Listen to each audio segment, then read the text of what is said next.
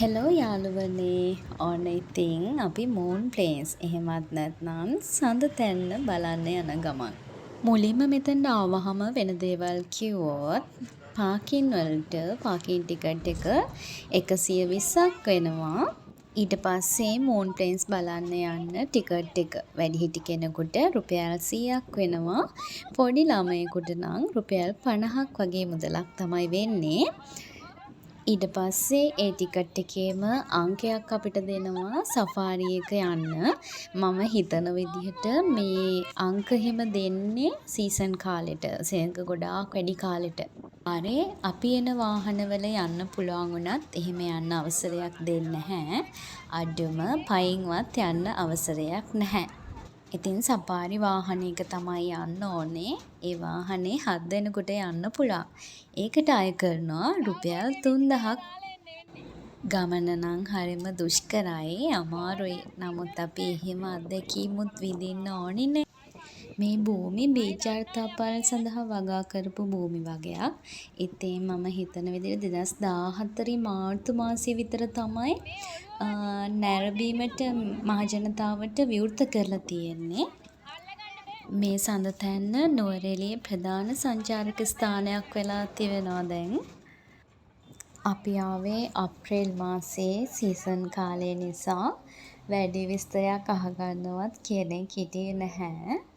ඉතින් මෙයාලත් ගේනවා, ගෙනියනවා. එහෙම තමයි. ඉතින් අපිට මේ සඳතැන්නට ගිහිල්ලා නරඹලා එන්න විනාඩි 20ක කාලයක් විතරයි අපිට හම්බ වෙන්නේ. එහෙම වෙලාවක් වෙන් කරන්නේ සංචාරකයන් වැඩි නිසායි. මේ තැනට එන්න උදේ 7ත් හවස 5ත් අතර කාලය තියෙනවා. ගමන නම් ඉතින් ඉතාමත් දුෂ්කරයි. අල්ලගෙන හයියෙන් අල්ලගෙන හිටියේ නැත්නම් වැටෙන්න උනත් පුළුවන්. ඒ තරමටම ඒ පාර හරිම දුෂ්කරයි. පාර දුෂ්කර නිසා වීඩියෝ කරගන්න එහෙම හරිම අමාරුයි. පුංචි ළමුන් එහෙම එක්කන් යනවා නම් හරියම පරිස්සමට තමයි එක්කන් යන්න ඕනේ. මොකද වාහනේ ඔලුව වැදෙන්න එහෙමත් පුළුවන්. ඒ කෙසේ නමුත් හරිම ලස්සන ස්ථානයක්. ඉතින් ලංකාවට ආවේනික වූ කුරුළු විශේෂ පවා දැක ගන්න පුළුවන් මේ ස්ථානයේදී. සෆාරියනුත් බැහැලා ටික දුරක් උඩට පයින් එන්න තියෙනවා. ඉතින් ඔය යන්නේ අපේ කට්ටිය පයින්. ලංකාවේ උසම කඳු නවය පේන සඳ තැන්න තමයි මේක.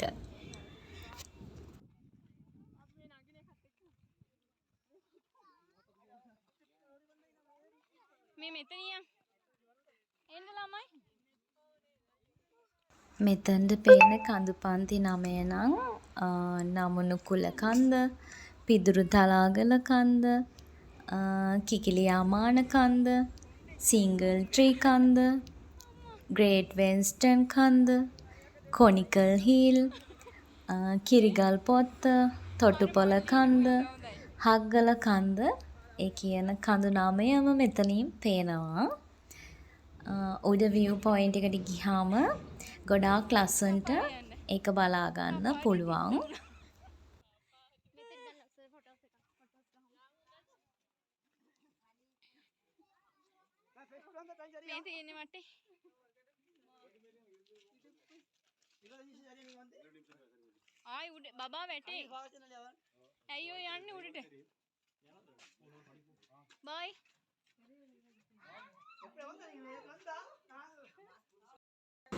මේ පේන්නේ ඉතින් අපි පහළ ඉඳන් බලනකොට පේන විදිහයි.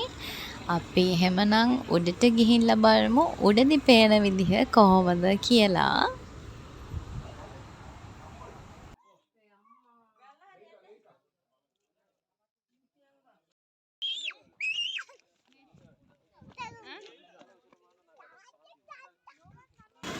ඔන්න ඉතින් උඩට ආවා. උඩ ඉඳලා පේන විදිහ තමයි මේ පේන්නේ.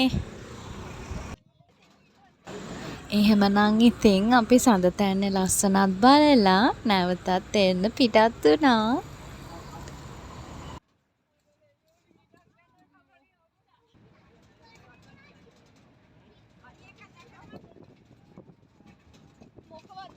පාරේ වලවලුත් වැඩි. වාහනේ යන වේගෙත් ටිකක් වැඩි. ඒ නිසා චුට්ටක් බැන බැනත් තමයි ආවේ. කොහොම නමුත් ඉතින් අපිව පරිස්සමට එක්කන් ගිහිල්ලා පරිස්සමට ගෙනත් දැම්ම එයාට ගොඩාක් ස්තුතියි. වෙනස්ම විදිහේ අත්දැකීමක් වින්දා. ඉතින් අපිටත් ගොඩක් සතුටුයි.